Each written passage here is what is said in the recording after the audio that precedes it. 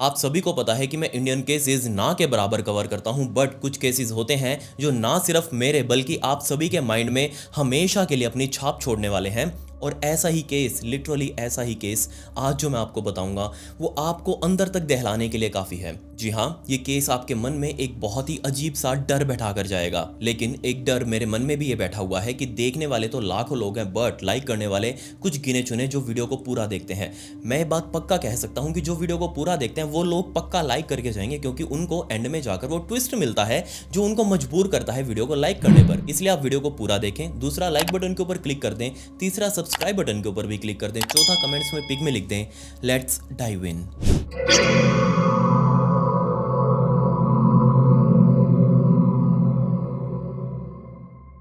27 नवंबर 2017 की सुबह सुबह हमारे भारत शहर के हैदराबाद के अंदर रहने वाली 30 साल की स्वाति रेड्डी नाम की ये महिला अपने किचन के अंदर नाश्ते की तैयारी कर रही थी। क्योंकि अभी कुछ ही देर में उसके पति सुधाकर रेड्डी, जिनकी उम्र तकरीबन 32 साल की थी, वो अभी अपनी नौकरी पर जाने वाले थे। वो जैसे ही तैयार होकर बाथरूम से निकलकर अपने लिविंग हॉल में आए, उन्होंने अपनी पत्नी स्वाति को आवाज लगाई कि मेरा नाश्ता लगा दो। दूसरी तरफ स्वाति किचन के अंदर अपना काम कर रही थी और तभी इन लोगों के मेन गेट के ऊपर बहुत जोर से किसी ने खटखटाया और एक साथ बेल बजाया जा रहा था। अब जो भी था बाहर खड़ा हुआ व्यक्ति वो बहुत जल्दी में था इस घर के अंदर आने के लिए, लेकिन स्वाति ने अंदर से ही अपने पति सुधाकर को कहा कि जाकर देखो दरवाजे पर कौन है। और सुधाकर अपने लिविंग हॉल में सोफे से उठकर जैसे ही मेन डोर पर गया, उसने दरवाजा खोला, सामने 4 लोग खड़े थे और 4 लोगों ने बहुत तेजी से सुधाकर को धक्का दिया, उसको पकड़कर अंदर की तरफ लेकर आए। और जैसे वो अंदर लेकर आए, सुधाकर ने जोर जोर से चिल्लाना शुरू कर दिया। अब सुधाकर की चिल्लाहट सुनकर उसकी पत्नी स्वाति, जो कि किचन में काम कर रही थी, वो किचन से भागती भागती मेन हॉल में आई और उसने देखा कि 4 लोग उसके पति को पकड़कर बहुत जोर से पीट रहे हैं, उसके सिर के ऊपर वार कर रहे हैं। और जैसे ही बीच बचाव में स्वाति ने उसको आकर छुड़वाना शुरू किया, लेकिन उन चारों में से किसी एक ने स्वाति को पकड़कर साइड में किया और बाकी 3 लोग बहुत बुरे तरीके से सुधाकर को पीटने लगे। और पीटते पीटते एक व्यक्ति ने अपने जेब में जो साइड में उसने बोतल रखी हुई थी, उस बोतल को बाहर निकाला और उस बोतल से कुछ ऐसा स्प्रे किया सुधाकर के चेहरे पर कि एकदम से सुधाकर की आंखें पूरे तरीके से बंद हो चुकी थी, उसके मुंह के ऊपर बहुत ज्यादा जलन हो रही थी। जी हाँ, ये कुछ और नहीं बल्कि ये तेजाब था जो कि सुधाकर के चेहरे पर इन लोगों ने छिड़का था।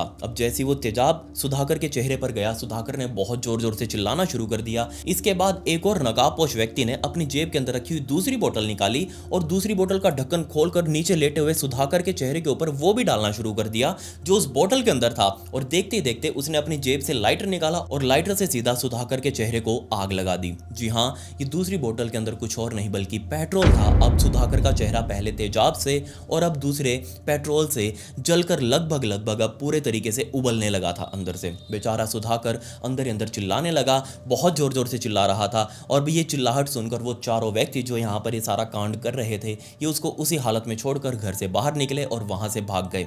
साइड में बैठी हुई स्वाति ये सब कुछ देख रही है कि उसके पति के साथ ये सब कुछ क्या हो रहा है, उसको भी समझ नहीं आया। उसने बहुत जल्दी में सोफे के ऊपर रखा हुआ ब्लैंकेट उठाकर सीधा सुधाकर के चेहरे को बुझाना शुरू कर दिया, क्योंकि आपको पता है कि किसी भी जलती हुई चीज के ऊपर अगर आप कंबल वगैरह रख दें तो आग जल्दी बुझ जाती है। अब ऐसा ही काम स्वाति भी कर रही थी। उसने अपने पति के चेहरे के ऊपर कंबल रखा और आग लगभग बुझ चुकी थी, बट जो नुकसान होना था वो अभी तक हो चुका था। वो बहुत जोर से चिल्लाती चिल्लाती बाहर की तरफ गई, आस पड़ोसियों से मदद मांगने लगी। उसने घर के अंदर आकर अपने मोबाइल को उठाकर एम्बुलेंस को कॉल किया। एम्बुलेंस मौके पर सीधा पहुंच चुकी थी और जल्दी ही पैरामेडिक्स की टीम ने सुधाकर को एम्बुलेंस के अंदर लोड करके पास ही के डीआरडीओ हॉस्पिटल के अंदर एडमिट करवाया। हॉस्पिटल में सुधाकर के साथ सुधाकर की पत्नी स्वाति रेड्डी भी मौजूद थी और स्वाति के सामने ही उसके पति सुधाकर को सीधा आईसीयू के अंदर ले जाया गया। अब आईसीयू के बाहर खड़े होकर स्वाति ने अपना मोबाइल निकाला और अपने रिश्तेदारों को फोन करने लगी। उसने सबसे पहले अपने सास ससुर यानी कि सुधाकर के माता पिता को फोन किया और बताया कि ये सब कुछ कांड हो गया है। और जैसे ये बात सुधाकर की मां ने सुनी, उसके हाथ से फोन लगभग छूटा। वो तुरंत भागती हुई अपने छोटे बेटे के पास गई, उसको जाकर बताया कि उसके बड़े भाई यानी कि सुधाकर के साथ ये सब कुछ हो चुका है। दोनों के दोनों ये लोग बहुत तेजी में गाड़ी के अंदर बैठे और गाड़ी सीधा डीआरडीओ हॉस्पिटल पहुंची। वहां जाकर देखने लगे कि आखिर क्या बीमारी है। अंदर जाकर जैसे उन्होंने सुधाकर की हालत को देखा, उन सभी के रोंगटे खड़े हो गए। क्योंकि हालत कुछ ऐसी थी सुधाकर की कि लगभग सुधाकर का पूरा चेहरा खत्म हो चुका था। देखते ही देखते और भी सभी रिश्तेदार हॉस्पिटल के अंदर जमा होने लगे और जैसे ही हॉस्पिटल के स्टाफ यानी कि डॉक्टर्स को पता चला कि ये एक हमला हुआ है इस व्यक्ति के ऊपर और ऑब्वियसली अब पुलिस केस तो बनता है। हॉस्पिटल स्टाफ ने खुद ही पुलिस वालों को फ़ोन किया। अब पुलिस वालों की गाड़ी भी चाँव चाँव करते हुए सीधा हॉस्पिटल पहुंची, वहां जाकर डॉक्टर से बातचीत करी और डॉक्टर्स ने बताया पुलिस वालों को कि विक्टिम के ऊपर पहले तो तेजाब छिड़का गया है, जिससे उसका चेहरा लगभग 30% तक जल चुका है। उसके बाद उसके चेहरे के ऊपर पेट्रोल डालकर उससे आग लगाई गई है और उससे भी काफी हद तक उसका चेहरा बिल्कुल खत्म हो चुका है। आप इस हालत में ऑब्वियसली विक्टिम का तो बयान ले ही नहीं सकते। जैसे ये बात पुलिस वालों ने सुनी, उन्होंने सबसे पहले एफआईआर दर्ज करी और एफआईआर होते ही तुरंत सबसे पहले इस पूरी घटना की एकमात्र चश्मदीद गवाह ऑब्वियसली उसकी पत्नी स्वाति रेड्डी उसके बयान लेने शुरू करे। और स्वाति ने सब कुछ बताया कि वो कैसे किचन में नाश्ता बना रही थी। उसके पति जो कि अब नौकरी पर जाने के लिए रेडी हो चुके थे, अब नाश्ते की वेट में थे और इतने में ही हमारे घर का दरवाजा खटका। 4 लोग अंदर आए और उन सभी ने मिलकर ये सारा काम उसके पति सुधाकर रेड्डी के साथ किया और बाद में मैं उनको यहाँ पर लेकर पहुंची। वो लोग कौन थे, किस लिए आए थे, सुधाकर को किस तरीके से जानते हैं, क्या सुधाकर भी उनको जानता है, ये मुझे नहीं पता। मैंने उन लोगों को पहली बार देखा था। उन लोगों ने अपने चेहरे ढके हुए थे और आपस में वो अजीब ही नाम ले रहे थे।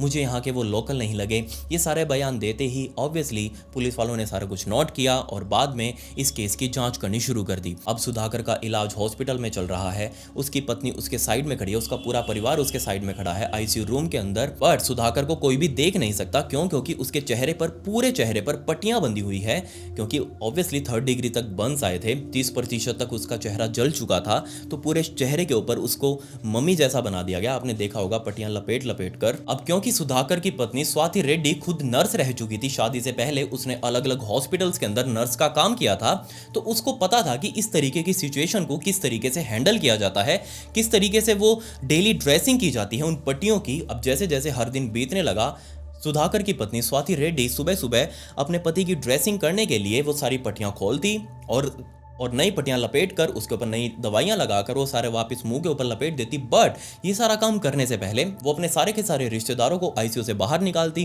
क्योंकि उसको भी पता था कि इस तरीके के सिचुएशन कोई भी हैंडल नहीं कर पाएगा, ना ही उसकी माँ देख पाएगी, ना ही उसका भाई देख पाएगा। अब ऑब्वियसली डॉक्टर का काम तो डॉक्टर से ही करेंगे। सुधाकर की माँ पूरा दिन आईसीयू के बाहर बैठी रहती है। वो वेट करती कि कब उसका बेटा सुधाकर ठीक होगा और वो कब उससे दोबारा बात कर पाएगी, कब उसका बेटा अंदर उसको बुलाएगा और उससे बातें करेगा, क्योंकि उसे अच्छे से पता था कि उसका बेटा बहुत ज़्यादा बातूनी है और जब भी वो उसके सामने होता है वो सारा दिन उससे बातें करता है, इधर उधर की बातें, अपने बारे में बातें, परिवार की बातें, मतलब वो कभी भी शांत नहीं रहता। बट इस हालत में अपने बेटे को देखकर ऑब्वियसली कोई भी माँ बहुत ज़्यादा परेशान हो जाएगी। अपने बेटे को इस तरीके से चुप और मजबूर देख किस माँ को अच्छा लगेगा। सुधाकर की माँ बाहर बैठकर पूरा दिन वेट करती। बट दूसरी तरफ सुधाकर का छोटा भाई जो सुधाकर की माँ के साथ साइड में ही बैठा हुआ था, वो भी वेट कर रहा था कि कब उसका भाई खड़ा होकर दोबारा से अपनी नई रूटीन में आए।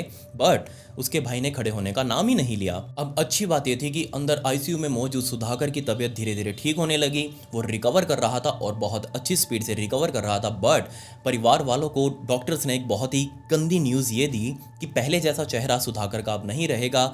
सुधाकर का अगर पहले जैसा चेहरा चाहिए है तो हम कोशिश कर सकते हैं प्लास्टिक सर्जरी करने की, और उसमें भी गारंटी नहीं है कि पहले जैसा चेहरा हम बना पाएंगे। लगभग हम कोशिश करेंगे कि वैसा कुछ हमें मिल जाए, लेकिन प्लास्टिक सर्जरी तो करनी पड़ेगी। अब ऑब्वियसली स्वाति भी मान गई, स्वाति के जो सास ससुर थे वो भी मान गए, पूरा परिवार मान गया प्लास्टिक सर्जरी करवाने के लिए। और प्लास्टिक सर्जरी होते ही वो पट्टियां खोली गई। अब सारी पट्टियां खुलते ही ऑब्वियसली सुधाकर का जैसा तैसा बिगड़ा हुआ चेहरा अब सभी के सामने था और धीरे धीरे अब वो रिकवर भी कर रहा था। जैसे ही उसका चेहरा उसके माता पिता ने देखा, सभी बहुत खुश हुए कि चलो हाँ, हमारा बेटा जिंदा है, सही है, हमसे बातें कर पाएगा वो और अपनी डेली रूटीन में वापस आ पाएगा। इस पॉइंट तक भी सुधाकर लिक्विड फूड ही खा पा रहा था। उसको अभी डॉक्टर्स ने मना किया था कोई भी सॉलिड फूड चबाने के लिए, बट धीरे धीरे उसने सॉलिड फूड भी खाना शुरू किया। अब जैसे ही सॉलिड फूड खाना शुरू किया, सुधाकर की माँ को पता था कि उसके बेटे को सबसे ज़्यादा क्या पसंद है। जी हाँ, मटन का सूप। अब सुधाकर की माँ बिना सुधाकर से पूछे अपने घर गई, वहां जाकर उसने मटन का सूप बनाया और उस सूप को एक टिफिन में पैक करके सीधा हॉस्पिटल पहुंची। आईसीयू रूम का दरवाजा खोला, अपने बेटे के पास गई, वहां जाकर अपने बेटे के सामने ही उस मटन सूप के डब्बे को खोलने लगी और कहा कि लो, मैं तुम्हारे लिए सबसे फेवरेट डिश लेकर आई हूं तुम्हारी, ऑब्वियसली मटन का सूप। बट सामने बैठे हुए सुधाकर ने साफ मना कर दिया कि नहीं माँ, मुझे आज ये नहीं पीना, आज मेरा बिल्कुल भी मन नहीं है। और ये चीज़ सुधाकर की माँ को भी बहुत ज़्यादा अजीब लगी कि तुम मटन सूप को मना कर रहे हो? तुम्हारा तो चाहे कितना भी पेट भरा हुआ क्यों ना हो, तुम तो ये जिद करके मुझसे आज तक बनवाते आए हो कि हाँ मुझे आज भी मटन सूप पीना है, आज भी मटन सूप पीना है, बट आज तुम इसको मना कैसे कर सकते हो? लेकिन सुधाकर ने फिर कहा कि आज मेरा मन नहीं है, आज मेरा अंदर से मन खुश नहीं है जो मैं इसको पी लूं। साइड में ही खड़े हुए सुधाकर के छोटे भाई ने सुधाकर के रिएक्शन को नोट करना शुरू किया। उसको कुछ ये अजीब सा लगा, क्यों? क्योंकि उसको भी पता था कि उसका बड़ा भाई बहुत खुश होकर ये मटन सूप वगैरह पिया करता था। वो एब्सोल्युटली नॉन वेजिटेरियन था और ये रिएक्शन कुछ ऐसा था जैसे किसी बंदे के आगे पहली बार कुछ नॉन वेजिटेरियन चीज़ रखी हो। बेशक सुधाकर का चेहरा खराब हुआ था, उसका दिमाग तो वैसा ही था, उसको सब कुछ अपना याद था, वो सब कुछ बता पा रहा था, सबको जानता था, बट उसके एकदम से खाने के टेस्ट को क्या हुआ, ये चीज़ सुधाकर के भाई को भी अजीब लगी। उसने भी पूछा कि भाई तुम पहले तो बहुत चाव से ये सब कुछ खाया पिया करते थे, अब ऐसा रिएक्ट क्यों कर रहे हो जैसे तुमने इस मटन सूप को पहली बार देखा हो? अब सुधाकर के भाई ने सुधाकर के ऊपर नजर रखनी शुरू कर दी बिना अपनी माता को बताए। क्यों? क्योंकि सुधाकर के छोटे भाई को सुधाकर के अंदर वो वाला सुधाकर दिखा ही नहीं जो उसका असल में भाई था। क्यों? क्योंकि इस आईसीयू रूम के अंदर लेटे हुए सुधाकर को उसने चलते हुए भी देखा जो कि उसके असली भाई के चाल जैसी बिल्कुल भी नहीं थी, उसको बोलते हुए भी देखा जो कि उसके असली भाई के आवाज जैसी बिल्कुल भी नहीं थी। इसके अलावा सबसे मेन पॉइंट वो मटन सूप वाला, वो मटन सूप उसने नहीं खाया जो कि उसको सबसे ज़्यादा पसंद था। इसके अलावा जो भी कोई रिश्तेदार सुधाकर से मिलने आता वो उस रिश्तेदार से कुछ ऐसे मिलता जैसे वो उसे पहली बार मिल रहा हो। किसी भी रिश्तेदार से मिलकर उसे ना खुशी होती, ना ही कोई वो दुख जाहिर करता। इसके अलावा सुधाकर का छोटा भाई वो अपने बड़े भाई के साथ हमेशा इतनी हंसी खुशी और मजाक के साथ रहता था, बट अब की बार उसका बड़ा भाई बिल्कुल शांत था, सिर्फ काम से काम और कुछ भी नहीं। और इन्हीं सारे शक को अपने माइंड में लेकर सुधाकर का छोटा भाई दिसंबर के शुरुआती दिनों में वहीं के लोकल पुलिस स्टेशन में गया जहां पर एक केस पहले दर्ज किया गया था। वहां जाकर पुलिस वालों से बातचीत करी कि आपने अभी तक इस केस के अंदर क्या प्रोग्रेस करी है, बट पुलिस वालों ने कहा कि हमें नहीं लगता कि वो चारों जिन्होंने हमला किया था तुम्हारे भाई के ऊपर वो अभी शहर के अंदर है, वो शायद से शहर छोड़कर जा चुके हैं, हम उनकी तलाश कर रहे हैं, जैसे हमें मिलेंगे हम तुम्हें इसके बारे में जरूर बता देंगे। बट सामने बैठे हुए सुधाकर के भाई ने पुलिस वालों को सारा कुछ बताना शुरू किया कि उसको क्या लग रहा है। अब जैसी ये सारी बातें पुलिस वालों ने सुनी, पुलिस वालों ने कहा कि हम मान लेते हैं कि वो सुधाकर नहीं है। अगर वो सुधाकर नहीं है तो पहली बात असली सुधाकर कहाँ है, दूसरी बात हमें किस तरीके से प्रूव करेंगे कि वो असली सुधाकर नहीं है। जिसके बाद सभी के माइंड में एक ही ख्याल आया कि क्यों ना हम इस नकली सुधाकर के फिंगरप्रिंट किसी तरीके से लें और वो फिंगरप्रिंट्स हम असली सुधाकर के फिंगरप्रिंट से मैच करें। जिसके बाद पुलिस वालों ने बड़ी ही चालाकी से आईसीयू रूम में मौजूद सुधाकर के पानी वाले गिलास से वो फिंगरप्रिंट्स उसके चुपके से ले लिए और वो गिलास सीधा पुलिस स्टेशन लेकर आए। जिसके बाद सुधाकर का आधार कार्ड, वो सीधा एक सीएससी सेंटर पर गए, वहां जाकर सुधाकर के आधार कार्ड के जो फिंगरप्रिंट्स थे वो फिंगरप्रिंट्स अपने पास लिए। अब जाकर पुलिस स्टेशन में इन दोनों फिंगरप्रिंट्स को मैच करने लगे और कमाल की बात यहाँ ये थी कि वो फिंगरप्रिंट बिल्कुल भी मैच नहीं हुए। ये चीज देखते ही पुलिस वाले इतने ज्यादा हैरान, सभी ये सोच में पड़ गए कि एक आदमी जिसके ऊपर हमला हुआ है वो भी हॉस्पिटल के अंदर एडमिट है, उसी के दो फिंगरप्रिंट कैसे हो सकते हैं? आधार कार्ड के टाइम पर अलग और अब अलग, ऐसा हो ही नहीं सकता।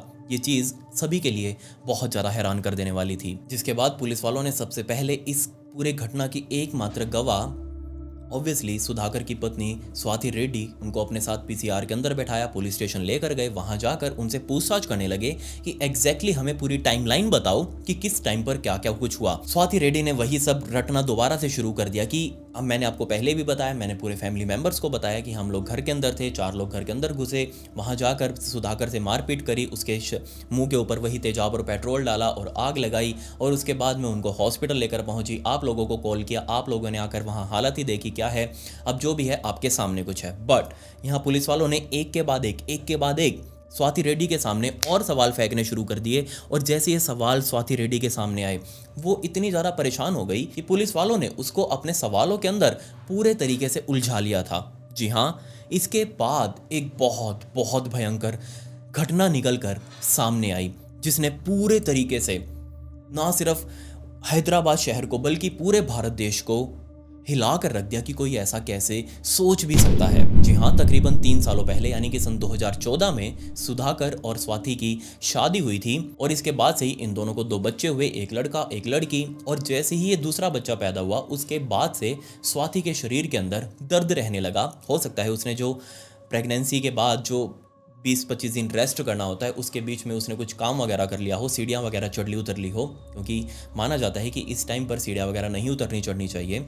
उसके बाद से उसका शरीर के अंदर दर्द रहने लगा और इसी दर्द की वजह से स्वाति और साथ ही सुधाकर खुद भी बहुत ज़्यादा परेशान रहने लगे। क्यों? क्योंकि सुधाकर की पत्नी सारा दिन अपनी कमर को पकड़कर, अपने पैरों को पकड़कर बैठी रहती, उससे कुछ भी काम नहीं बन रहा था। अब ऑब्वियसली पत्नी को दर्द में देखकर सुधाकर अपनी पत्नी स्वाति को बैठाकर गाड़ी में कई सारे हॉस्पिटल्स में भी गया, अलग अलग डॉक्टर से बात करी और सभी ने एक ही बात बताई कि तुम्हारी पत्नी को फिजियोथेरेपी की जरूरत है। जैसे ये चीज़ सुधाकर ने सुनी, सुधाकर ने अलग अलग डॉक्टर से फिजियोथेरेपी करवानी शुरू करी और किसी का भी इलाज सही से फिट नहीं बैठ रहा था। बट इन्हीं के घर के पास में एक राजेश नाम का फिजियोथेरेपिस्ट भी था जिसका क्लिनिक इनके घर के बिल्कुल पास में। और जब सुधाकर अपनी पत्नी स्वाति को लेकर इस राजेश के फिजियोथेरेपिस्ट क्लिनिक में गया, वहां जाकर राजेश ने जब स्वाति की फिजियोथेरेपी करी, उसके पैर हाथ वगैरह मसले, उसकी कमर वगैरह मसली और इस मालिश के बाद स्वाति को काफी ज्यादा आराम भी आने लगा। अब जैसे ये बात क्लिनिक से बाहर निकलकर उसने अपने पति सुधाकर को बताई तो सुधाकर भी बहुत ज्यादा खुश कि चलो ठीक है, हमारी मेहनत सफल हुई, तुम्हें अब आराम आ जाएगा, तुम्हारी तबीयत बहुत अच्छी हो जाएगी,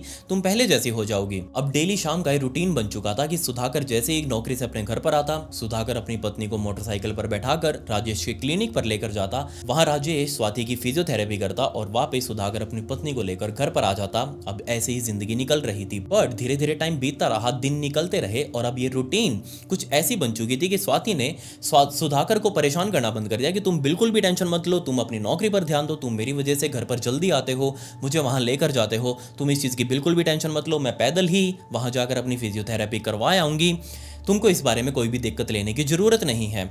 जैसे ये चीज़ सुधाकर ने सुनी, उसने कहा बिल्कुल परफेक्ट, कोई दिक्कत नहीं है, तुम जाकर अपनी फिजियोथेरेपी करवाओ, जितने भी टाइम का कोर्स है तुम इस कोर्स को पूरा करो। अब स्वाति डेली शाम को अपने घर से बाहर निकलकर राजेश के उसी क्लिनिक पर जाने लगी। अब क्लिनिक पर जाते जाते फिजियोथेरेपी की जगह इन दोनों के बीच में नैन मटक्का होने लगा। अब ये फिजियोथेरेपिस्ट फिजिकल रिलेशन बनाने के लिए तैयार था। जी हाँ, राजेश ने फिजियोथेरेपी करते करते स्वाति की कुछ इस तरीके से फिजियोथेरेपी करी कि इन दोनों के बीच में फीलिंग्स आने लगी और दोनों काफी अब ज्यादा क्लोज हो चुके थे। अब क्लोज होते होते स्वाति के घर पर ये राजेश उसके घर पर ही आकर फिजियोथेरेपी करने लगा। अब फिजियोथेरेपी कर रहा था या फिर फिजिकली कुछ भी कर रहा था ये मुझे नहीं पता, बट ये उसके घर आने जाने लगा और इन दोनों का रिश्ता अब काफी ज्यादा गहरा होता जा रहा था। दोनों ने एक दूसरे का हाथ पकड़कर एक दूसरे की कस्में खाई कि हाँ तुम सिर्फ मेरे हो, और सामने से राजेश ने भी कहा कि हाँ तुम सिर्फ मेरी हो। अब ये मेरी वाली बात जैसी ही आई तो ऑब्वियसली दोनों के माइंड में एक ही ख्याल आया कि स्वाति शादीशुदा है, उसका पति सुधाकर,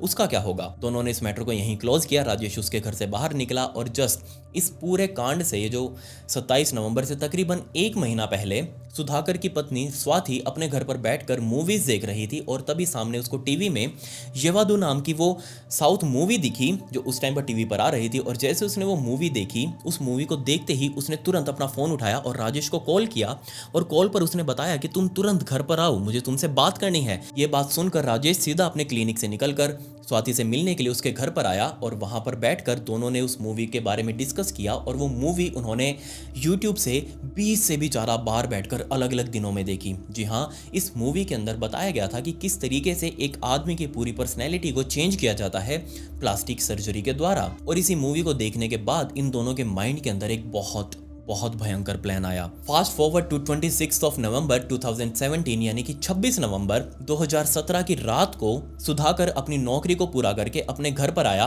उसने जैसे ही घर का दरवाजा खोला, अंदर जाते ही उसको पीछे से किसी ने बहुत जोर से वार किया। अब इस वार को वो देख तो नहीं पाया कि किसने किया, वो जस्ट आगे की तरफ जाकर गिर पड़ा। अब जैसे ही वो गिरा, उसकी पत्नी स्वाति उसको घसीटते हुए सीधा अपने कमरे में लेकर गई और कमरे में ले जाकर उसने सुधाकर को बेड पर लिटाया, उसकी मरहम पट्टी करने लगी। अब जैसे ही कुछ देर बाद सुधाकर को होश आया, वो अपनी पत्नी स्वाति से पूछने लगा कि आखिर मेरे साथ क्या हुआ था। स्वाति ने कहा कि जैसे तुम नौकरी से अपने घर पर आए, तुम आते ही आराम से लेट गए और लेटे लेटे ही जैसे तुमने करवट ली, तुम बेड से नीचे गिर गए और नीचे गिरते ही तुमको ये सिर में चोट लगी और उसी वजह से तुमको कुछ भी याद नहीं है कि आखिर तुम्हारे साथ क्या हुआ। जी हाँ, आपने बिल्कुल सही अंदाजा लगाया। वो जो रॉड से हमला किया गया था सुधाकर के ऊपर पीछे से, वो हमला किसी और ने नहीं बल्कि राजेश ने ही किया था। और उस हमले को करने के बाद राजेश वहां से निकल गया। बट पूरी रात राजेश वेट कर रहा था कि कब उसकी गर्लफ्रेंड, सो कॉल्ड गर्लफ्रेंड यानी कि स्वाति, उसको कॉल करेगी, क्योंकि अभी काम और भी करना था। अभी काम बहुत पड़ा हुआ था। जी हाँ, सुबह तकरीबन 5 बजे के आसपास राजेश के पास उसकी गर्लफ्रेंड स्वाति का फोन आया और कहा कि तुम आ जाओ। जैसे ये बात राजेश ने सुनी, राजेश अपना व्हीकल लेकर सीधा सुधाकर के घर पर वापस पहुंचा। वहां दरवाजा खोलकर अंदर गया, सीधा राजेश के बेडरूम में गया और वहां जाकर देखा कि स्वाति सुधाकर के साइड में खड़ी हुई है। सुधाकर के सिर के ऊपर पट्टी बंधी है और वो गहरी नींद में है। इसके बाद इन दोनों लोगों ने मिलकर सुधाकर को रॉड से पीटना शुरू कर दिया, उसी बेड के ऊपर लेटे लेटे ही, और उसके चेहरे के ऊपर इतनी रॉड मारी कि बेचारे का चेहरा अब पहचान में भी नहीं आ रहा था। सोच कर देखिए, सुबह 5 बजे के आसपास का टाइम है, सर्दियों की रातें हैं, नवंबर का एंड चल रहा है। अब तो 27 तारीख आ ही चुकी थी, 27 तारीख की सुबह की बातें हैं ये। सुधाकर को आंखें खोलने का भी मौका नहीं मिला कि आखिर वो देख तो ले उसके साथ ये सब कुछ कौन कर रहा है। बट उससे पहले ही उन रॉड्स के लगने की वजह से उसका सिर अंदर से फट गया, अंदर इंटरनल ब्लीडिंग शुरू हुई और उसी टाइम पर मौके पर ही सुधाकर की मौत हो चुकी थी। सुधाकर ने दम तोड़ दिया, लेकिन इन दोनों को अभी भी चैन नहीं था। इन दोनों को लग ही नहीं रहा था कि सुधाकर इतनी इजीली मर सकता है। बट इसके बाद इन लोगों ने सुधाकर के चेहरे के ऊपर, उसी जख्मी चेहरे के ऊपर सोच कर देखे, जगह जगह से उसका चेहरा वो खुला हुआ है, लेकिन सुधाकर की पत्नी स्वाति ने साइड में ही पड़ी हुई, जो उसने पहले से लाकर रखी हुई थी, पेट्रोल की बोतल सबसे पहले उठाई और उस पेट्रोल को सुधाकर के चेहरे के ऊपर डालना शुरू कर दिया। सोच कर देखिए, सुधाकर का चेहरा अंदर से पूरी तरीके से फटा हुआ था और वो सारा पेट्रोल उसके शरीर के अंदर जा चुका था। जैसे ये पेट्रोल उसने डाला, ऊपर से राजेश ने उसके चेहरे पर आग लगा दी। अब बेचारे का चेहरा, सोच कर देखिए, सुधाकर का चेहरा जो पहले ही पूरे तरीके से बिगड़ा हुआ है, वो अब पूरे तरीके से जलकर राख हो चुका था। अब जैसे वो चेहरा पूरा जला, इन लोगों ने उसी बेडशीट के अंदर उसको लपेटा, जिस बेड के ऊपर वो सो रहा था उसके नीचे जो चद्दर बिछाई गई थी, उसी चद्दर के अंदर पूरे सुधाकर को लपेटा, अपने साथ अपने घर से बाहर निकाला, अपनी गाड़ी की डिग्गी में रखा और ये दोनों लोग उस गाड़ी को चलाकर सीधा यहाँ से तकरीबन 70 किलोमीटर दूर जंगली इलाके में गए। वहाँ जाकर इस राजेश ने एक गड्ढा खोदा, एक गहरा गड्ढा खोदा जंगलों में, और उस गड्ढे के अंदर सुधाकर की लाश को डंप किया। लेकिन अभी भी इन दोनों को चैन नहीं था। उनको लग रहा था कि हो सकता है अभी भी कोई ना कोई इसकी पहचान कर लेगा। इससे निजात पाने के लिए इन लोगों ने पूरे के पूरे सुधाकर के ऊपर उस पेट्रोल को छिड़क कर, जो बचा हुआ था, उस पेट्रोल के बोतल को पूरा उस सुधाकर के ऊपर खाली किया, अंदर आग लगाई। अब जैसे ही पूरा सुधाकर जला, ये ज़्यादा देर वेट भी नहीं कर सकते थे, यहाँ रुक नहीं सकते थे। उसी हालत में ऊपर से मिट्टी डाली, इस गड्ढे को पूरा भरा और यहाँ से अपनी गाड़ी स्टार्ट करके वापस अपने घर पर जा चुके थे। अब जैसे ये लोग सुबह सुबह अपने घर पर पहुंचे, यहाँ तक अब इनका आधा प्लान तो हो चुका था, अब आधा आगे करना बाकी था, क्योंकि उन्होंने सुधाकर को तो ठिकाने लगा दिया, बट दुनिया को सुधाकर दिखाना भी तो है वापस। अब इस दिखाने के लिए इन लोगों ने एक बहुत ही गंदा प्लान बनाया। जी हाँ, प्लान के मुताबिक अब ये राजेश सुधाकर की जगह सुधाकर बनने वाला था असल जिंदगी में, और उस सुधाकर बनने के लिए इसको अपने फेस के अंदर ट्रांसप्लांटेशन भी करवाना था, इसको एक हादसा भी दिखाना था जिसकी वजह से सुधाकर के साथ ये सब कुछ हुआ। अब इस चीज़ के लिए इन दोनों का प्लान ये था कि सबसे पहले स्वाति राजेश को चोट मारेगी और उसके बाद इसके चेहरे के ऊपर वो सब कुछ करके इसको हॉस्पिटल में भर्ती करवाएगी सुधाकर बनाकर। इस प्लान के मुताबिक जैसे लोग असली सुधाकर को डंप करके उस जंगल में अपने घर पर पहुंचे, अपने घर पर बैठकर थोड़ी देर इन्होंने चैन की सांस ली और उसके बाद दोबारा से अपने काम पर लग गए। और काम पर लगते ही सबसे पहले स्वाति ने राजेश के पीछे सर में चोटें मारी रॉड से, लेकिन उसको पता था, क्योंकि वो नर्स थी, उसको पता था कि आखिर किस किस जगह पर चोट मारनी है कि ज़्यादा चोट भी ना लगे, इसकी जान ना जाए, लेकिन ऐसा भी लगे कि हाँ इसके ऊपर हमला हुआ है। और ये चोटें मारने के बाद इस स्वाति ने खुद स्प्रे की बोतल के अंदर एसिड जो पहले से ही भरा हुआ था, वो एसिड सोच कर देखिए सामने खड़े हुए राजेश के चेहरे के ऊपर छिड़का, काफ़ी बार स्प्रे किया। अब ऑब्वियसली एसिड के गिरते ही राजेश को जलन होने लगी, लेकिन ये स्वाति यहीं भी नहीं रुकी। राजेश उसको मना कर रहा था कि बस मैं इससे ज़्यादा और टॉलरेट नहीं कर सकता, बट स्वाति ने कहा कि देखो हम यहाँ तक आ गए हैं, एक स्टेप और बचा हुआ है, एक स्टेप अगर पूरा हो गया तो हम पूरी ज़िंदगी के लिए अब साथ रहेंगे, तुम बिल्कुल भी टेंशन मत लो। दूसरी बोतल के अंदर जो उसने पेट्रोल रखा हुआ था, उस पेट्रोल की बोतल को स्वाति ने उठाया और सामने खड़े हुए राजेश, जो कि पहले से ही उसका चेहरा जल रहा है, वो उस चीज़ को कंट्रोल नहीं कर पा रहा, लेकिन इस स्वाति ने उस राजेश के चेहरे के ऊपर वो पेट्रोल भी छिड़का। और ना सिर्फ पेट्रोल छिड़का, अब बहुत भयंकर जलन राजेश के चेहरे पर हो रही थी, लेकिन स्वाति ने सीधा अपने साइड में मौजूद लाइटर को उठाया, उस लाइटर को टिक टिक दबाते हुए सीधा राजेश के चेहरे पर लगाया और राजेश का चेहरा अब आग की लपटों से घिर चुका था। अब अपने नर्स वाले हुनर का इस्तेमाल करते हुए इस स्वाति को ये भी पता था कि आखिर उसको आग किस टाइम पर बुझानी है, ताकि ज़्यादा बंस भी ना आए, इतना भी चेहरा ना जल जाए कि उसको बचाया ना जा सके, और इतना कम भी ना जले कि डॉक्टर्स बिना प्लास्टिक सर्जरी के उसको ठीक कर दें। उसको एग्जैक्टली पता था कि 30% से नीचे अगर चेहरा बन होगा तो डॉक्टर्स प्लास्टिक सर्जरी के लिए हाँ कर देंगे। उसने 30% से पहले ही आग बुझा दी और सीधा राजेश को अपनी गाड़ी के अंदर लोड करके उसको सुधाकर बताते हुए सीधा DRDO हॉस्पिटल में गई। वहाँ जाकर डॉक्टर्स को बताया कि अभी अभी उसके पति सुधाकर के ऊपर हमला हुआ है और आप प्लीज़ इसका इलाज शुरू करिए। अब क्योंकि ये राजेश पहले से ही वेजिटेरियन था, इसलिए सुधाकर की माँ के द्वारा बनाया गया वो मटन सूप उसने पीने से प्रॉपर मना कर दिया।